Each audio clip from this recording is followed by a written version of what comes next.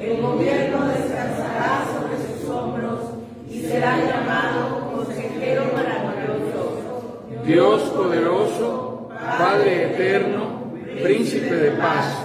Su gobierno y la paz nunca tendrán fin. Reinará con imparcialidad y justicia desde el trono de su antepasado David, por toda la eternidad. El ferviente compromiso del Señor celestiales hará que esto suceda. Isaías 9, del 1 al 7. Amén. Amén. Fue la versión de la Nueva Traducción Viviente. Tomen asiento, hermanos. ¿Recuerdan cuál fue nuestra cita del domingo pasado? Nuestra cita del domingo pasado fue Isaías capítulo 11. Y quiero hacer un breve comentario antes de nuestra reflexión de este día, porque la cita del domingo pasado nos llevó a un escenario paradisiaco. Era un escenario de ensueño, en donde las fieras, los depredadores feroces, estaban comiendo pasto junto a las que conocemos nosotros como sus víctimas naturales. Y en este escenario paradisiaco, todo estaba bajo la autoridad, bajo el gobierno absoluto de un niño. ¿Lo recuerdan? Bueno, en esta ocasión estamos leyendo Isaías capítulo 9. Y en esta porción de Isaías capítulo 9, los versículos 1 al 7, con lo que nos encontramos es con esta narración en donde el profeta Isaías nos habla nuevamente de un niño. Pero en esta porción del libro del profeta Isaías encontramos el discurso mesiánico más conocido de Isaías. Porque un niño nos es nacido, hijo nos es dado, y el principado sobre sus hombros, y se llamará su nombre. Y todos hemos oído esto. Está enclavado en este pasaje que acabamos de leer. Es el más conocido por la cristiandad en el mundo. Pero lo que es notorio de este pasaje, no solo ese versículo, sino del pasaje completo que acabamos de leer, y es notorio a diferencia del pasaje de Isaías capítulo 11 que leímos la semana pasada, es que en tanto que aquel pasaje nos refiere un escenario paradisiaco, como una especie de Edén restaurado, este pasaje de hoy está dado en el contexto de un escenario de crisis, de un escenario de caos, de un escenario de conflicto bélico, un escenario que enumera los caídos en batalla, los muertos, los cadáveres, lo que llama pasto de fuego, lo que quedó y el hedor de los muertos tendidos en el campo de batalla y la grotesca escena repugnante, por un lado, de las aves de rapiña viniendo sobre los cuerpos y de las aves de rapiña humanas recogiendo el botín de los que perdieron la batalla. Esto era lo habitual, esto era lo típico. Cuando había guerra, parte de la ganancia de los soldados, que muchas veces no eran asalariados, el ejército no era una institución pagada, luego entonces ir a la guerra representaba utilidad porque el soldado tenía el derecho a tomar lo que podía de quienes perdían la batalla. Así que no era extraño que algunos se enriquecían de la noche a la mañana con el solo hecho de haberse apuntado como soldados y haber estado del lado ganador. Es terrible, por supuesto, porque esta es una circunstancia de tragedia, de la tragedia humana, mucho más próxima y mucho más consistente en cuanto a la narración que hace el profeta Isaías. Este pasaje, capítulo 9 de Isaías, mucho más próximo y mucho más consistente con la realidad que nosotros conocemos, la realidad que nosotros vivimos. ¿No es cierto? ¿No es esto más cercano a nosotros que el pasaje del domingo pasado, que habla de un paraíso que nos es tan distante, tan ajeno? El primer pasaje refiere el allá y el entonces, de algo anhelado, de algo deseado, de algo soñado, pero irreal para nosotros. Y este otro, el segundo pasaje, se refiere al aquí y a la hora de nuestra trágica historia de sufrimiento, de nuestra trágica historia de violencia, de nuestra trágica historia de abuso, de criminalidad, de impunidad, de injusticia, de inequidad. ¿A qué se parece más nuestro mundo? ¿A qué se parece más nuestra historia? ¿A qué se parece más nuestra realidad? ¿A Isaías 11, la lectura del domingo pasado, o a Isaías 9, la lectura de hoy, en donde la realidad es tan terrible? Pero en ambos pasajes, tanto en el pasaje que leímos del profeta Isaías, capítulo 11, el domingo pasado, como en el capítulo 9 que leímos hoy del profeta Isaías, el énfasis mesiánico es puntual. Es el mismo énfasis, notorio, muy remarcado. Un niño viene de parte de Dios. Un niño viene como ungido de Dios y viene para establecer un reino de orden, de justicia y de paz. Un niño nos es nacido. ¿Qué tan esperanzador es saber que nos nace un niño en casa? ¿Cuánto entusiasmo trae? Conocemos a unos amigos, una pareja que está celebrando que por primera vez serán papás. Amigos queridos, cercanos, por 7 años han anhelado ser padres y finalmente ahora llega el momento. Y nos acaban de avisar, después de una larga espera y de algunas pequeñas complicaciones que no han estado sin cuidado y atención, nos acaban de avisar que el martes será el alumbramiento. Tuvieron que programarlo con todos los cuidados y atenciones médicas. Habrá una intervención quirúrgica, pero finalmente nacerá el bebé. ¿Es algo deseable? ¿Es algo que llena de esperanza? ¿Es algo que alienta el corazón? Bueno, depende de las circunstancias.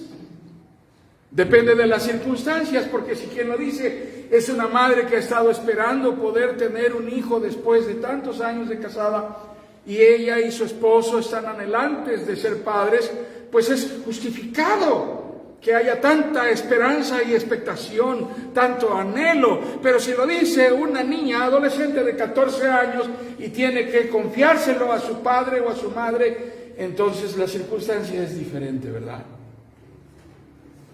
Es otra manera de abordar la realidad. Quizá los padres pasarán por un proceso difícil, complicado, de aceptación, aunque después se alegrarán y lo celebrarán. Un niño nos es nacido. Esa es la noticia de Isaías, capítulo 9.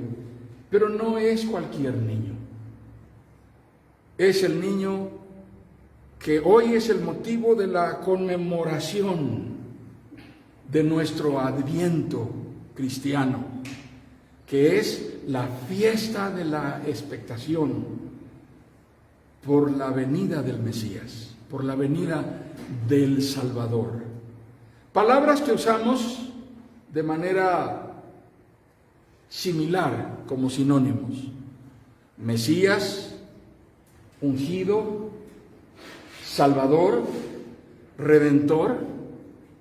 Pero es una realidad innegable que el mundo, hermanos amados, no está en la misma tonalidad que la cristiandad que profesa verdaderamente la fe del Evangelio de Jesucristo. Me refiero a que el mundo no asocia la Navidad con un asunto más allá de lo estrictamente bohemio, de los cantos populares, de la costumbre de las posadas y de la celebración familiar, de poderse reunir, de poderse sentar a la mesa, comer algo especial, ver a los parientes que no nos caen bien y sonreírles aunque sea una vez al año. Y también la agitación comercial, ¿a quién no le interesa? ¿Se han dado cuenta cuánto ha crecido el tráfico en la ciudad? Yo huelo que ya pagaron los aguinaldos, no sé por qué se me hace que la gente comienza a tener un poquito más de dinero y se va a la calle a ver en qué se lo gasta. Bueno, menos los que se lo gastaron en el Buen Fin, ¿verdad? Pero tomemos en cuenta, hermanos, que la Navidad para la humanidad se parece mucho a eso, ¿no es cierto? No es eso lo que la gente tiene en mente, porque no existe un sentido de la Navidad más allá del tumulto de las tiendas, más allá de las aglomeraciones en las cajas registradoras de los almacenes y de los supermercados, más allá de los amontonamientos y las filas largas en los cajeros automáticos odiosos. En algunos casos se quedan sin recursos, así de grande es el asedio, y no hay derechos humanos para los cajeros automáticos. No hay quien los defienda, la gente los vacía una y otra vez y parece que a nadie le importa, y las colas desesperanzadas mirando como el último que cobró dice, ya no hay dinero, y se van a buscar el próximo, en donde también encontrarán una larga fila. No existe un sentido de expectación mesiánico por un Salvador. En algunos casos significará una buena oportunidad para reunirnos con los que apreciamos, con los que están vinculados a nosotros de alguna manera, incluso para ser un poco solidarios, para ser un poco altruistas, pensar, le voy a regalar una despensa a la señora que me ayuda en la casa, al señor que pide ahí en el semáforo, le voy a regalar una cobijita al niño que vi en la esquina. Pero haciendo una pausa, hermanos, ¿es eso realmente el más genuino significado de esta expectación por la venida de un Mesías? ¿Es esta realmente la única razón por la cual debiéramos celebrar esta temporada previa a la fecha en que la cristiandad define como el día de la natividad o el día de la Navidad de nuestro Señor Jesucristo? ¿Debiera ser solo un acto litúrgico o debiera ser algo más que una celebración litúrgica que las iglesias llevan a cabo? Podemos estar completamente seguros de que no es así. Hay más que eso.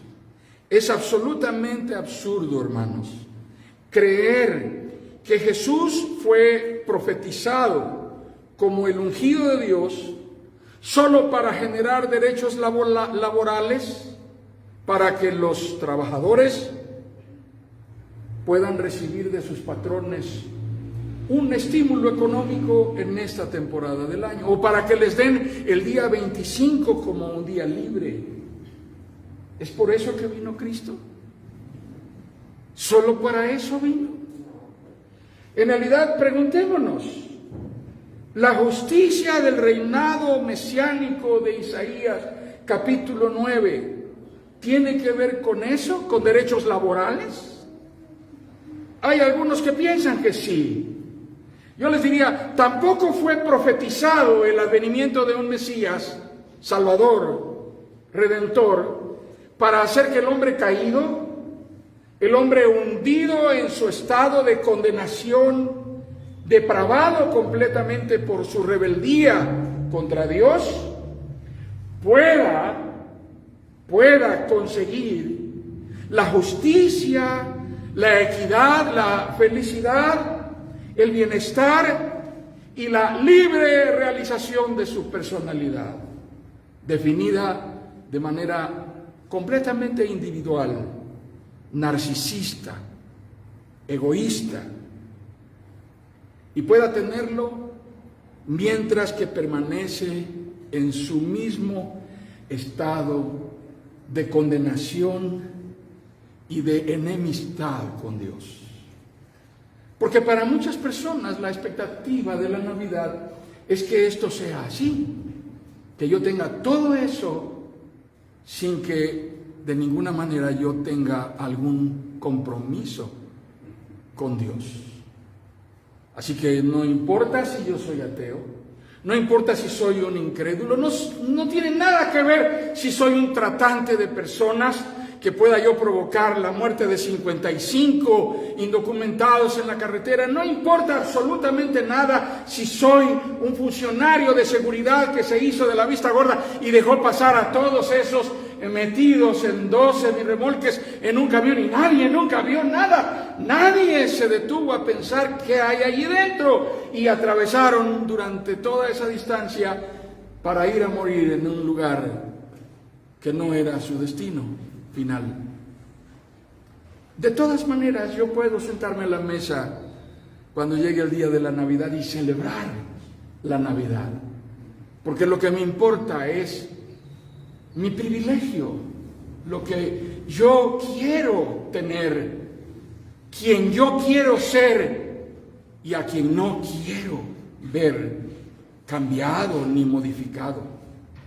Yo quiero seguir siendo el mismo que vive de espaldas a Dios mientras celebro la Navidad. Ese es el retrato de nuestra realidad humana. Ese es el retrato de la condición espiritual. En realidad, amados hermanos, todos los pseudoevangelios, los evangelios selfies, acuérdense que el pastor Aquino insistentemente les habla del evangelio selfie. No lo van a encontrar en ningún libro de teología ni de doctrina. El evangelio selfie es el que cada quien se hace cuando, como tomándose una foto, define lo que quiere creer, quitándole lo que no quiere creer, lo que le conviene y lo que no le conviene. El evangelio autoeditado. Al igual que las doctrinas de un tipo de cristianismo laxo. ¿Saben de dónde viene esa palabra? Laxo. Es un adjetivo calificativo. Laxo, ¿como a qué les suena?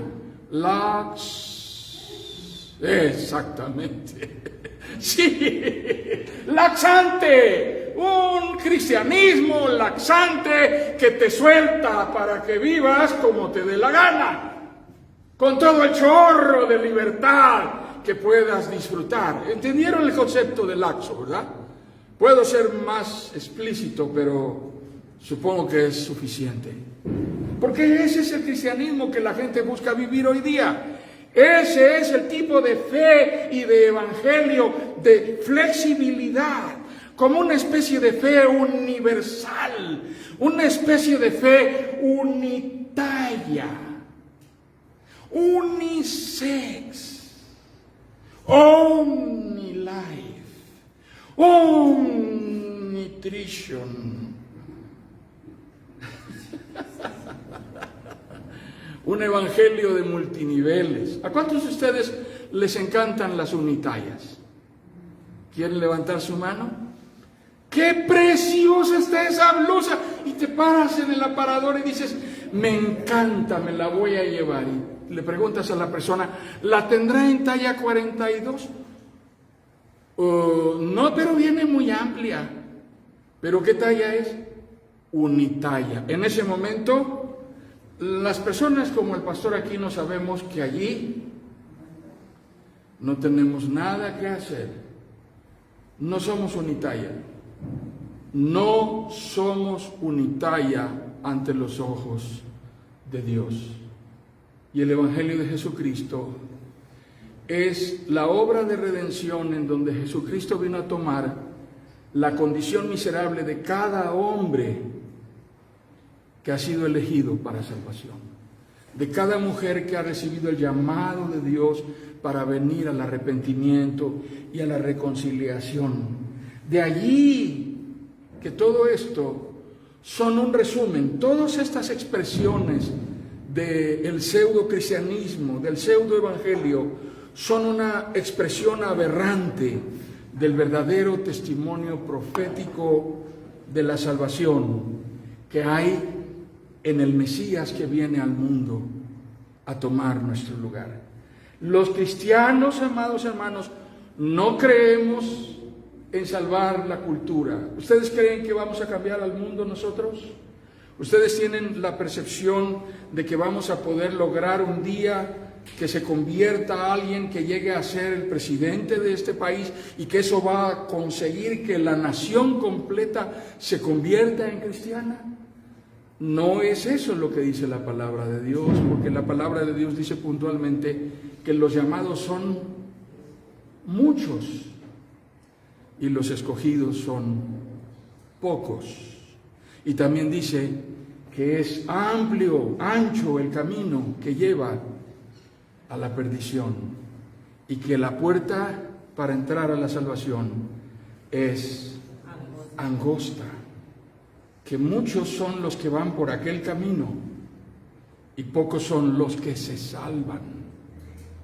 Pocos son los que se salvan.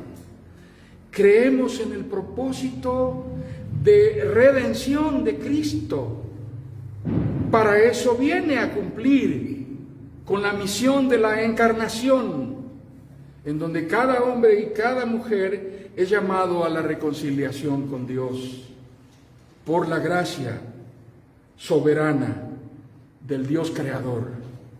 El misterio de la encarnación del Hijo de Dios no está cumpliéndose con el propósito de proporcionarnos un mundo feliz, no está cumpliéndose con el propósito de proporcionarnos un mundo más igualitario, un mundo edénico, construido por nosotros, en donde reinemos nosotros y tengamos la libertad de salir a las calles a exhibir nuestro orgullo de lo que seamos, el orgullo de mostrarnos al mundo como una rama de apio o lo que queramos ser cada quien, lo que cada quien decida ser. No es esa la razón por la cual Cristo vino a morir en el mundo, tomando la forma de hombre. Vino a morir encarnando nuestra condición miserable para darnos salvación.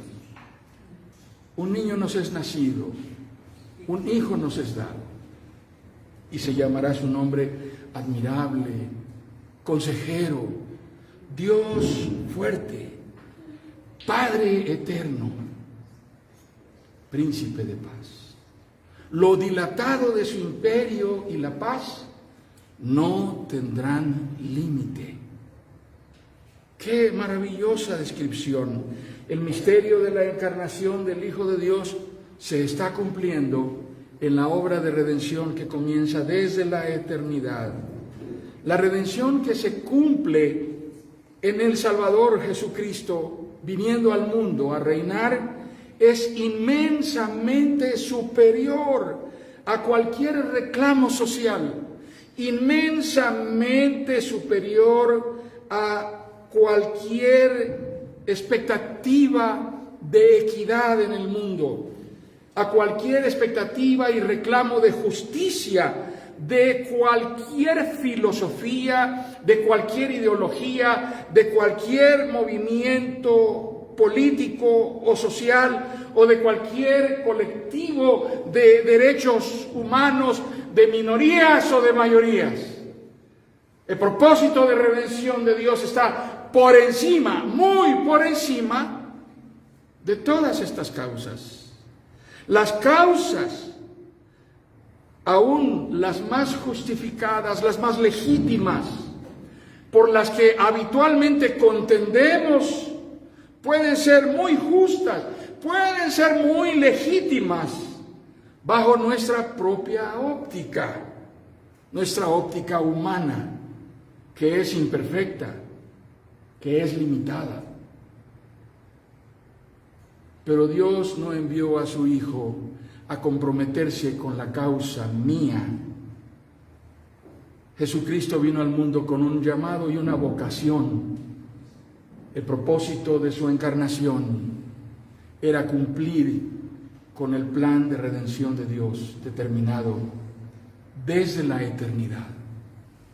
La justicia de Dios está por encima de cualquier otra causa que nosotros podamos abrazar aún apasionadamente, esgrimir aún entusiastamente, defender aún radical y violentamente. Muchos predican que sería más que suficiente, si el milagro de la encarnación de un Mesías Salvador, el Hijo de Dios, hubiese logrado solamente que estas causas prosperaran, porque eso conseguiría que el mundo sería mejor, aunque fuera un mundo sin Cristo. Quienes cerraron la puerta al Hijo de Dios pensaron estar haciendo lo correcto. A lo suyo vino y los suyos no le recibieron. Pero a todos los que le recibieron, a los que creen en su nombre, les dio potestad de ser hechos hijos de Dios, los cuales no son engendrados de carne, ni de sangre, ni de voluntad de varón, sino de Dios. Qué maravillosa realidad la que celebramos como cristiandad, que el Hijo de Dios ha venido al mundo para tomar nuestro lugar. Quienes ven así a Jesús, lo ven desde su condición de ruina espiritual, que les impide ver el verdadero propósito de Dios para la salvación del hombre sujeto a maldición. Pero quienes lo vemos desde la fe cristiana, bíblica, evangélica, lo vemos desde la perspectiva del plan eterno, soberano de Dios, para dar cumplimiento a la promesa de redención, que es solamente en Cristo Jesús. En ningún otro hay salvación, porque no hay otro nombre dado a los hombres en quien podamos ser salvos.